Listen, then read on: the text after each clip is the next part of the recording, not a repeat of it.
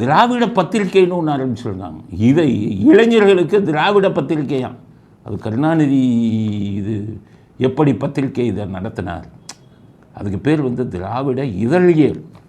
அது பேர் இதழ், அது வந்து இதழியல் அப்படின்னு சொல்லி அங்கே வந்துக்கிட்டு பெரிய ஃபங்க்ஷன் வச்சு ஸ்டாலினும் உதயநிதி நக்கீரன் கோபால்னு ஒரு பத்திரிகையாளர் இந்த மாதிரி எல்லோரும் வந்து ஆரம்பித்து இளைஞர்களுக்கு என்ன சொல்கிறாங்க, நீங்கள் கற்றுக்கங்கப்பா பத்திரிக்கை எப்படி நடத்துறதுன்னு. கருணாநிதி வந்து எங்கள் திராவிட மாடல் பத்திரிக்கை இதுதான். இப்போ நமக்கெல்லாம் பார்த்திங்கன்னா பத்திரிக்கை இதுக்கு டிப்ளமா இன் ஜேர்னலிசம்னு ஒரு கோர்ஸ் இருக்குது.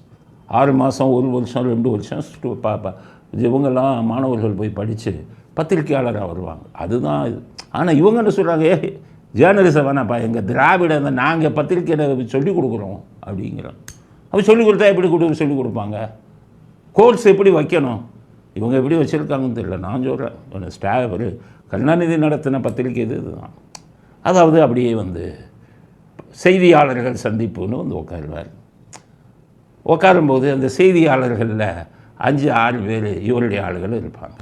இவங்க பத்திரிக்கை, இவங்க நிறைய பத்திரிக்கை வச்சுருக்காங்க. குமுதம், வண்ணத்திரை, முரசொலி, இது மாதிரி நிறைய பத்திரிக்கை. இது நகரம் இவங்க பத்திரிகை நிருபர்கள் இருப்பாங்க.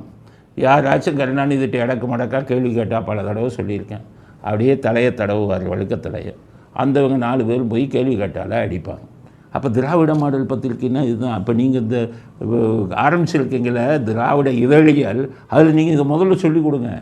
திராவிட இது இப்படி தான்ப்பா நடந்தது, மண்டையை தடவைன்னா அடிப்பாங்க, அதை சொல்லணும்.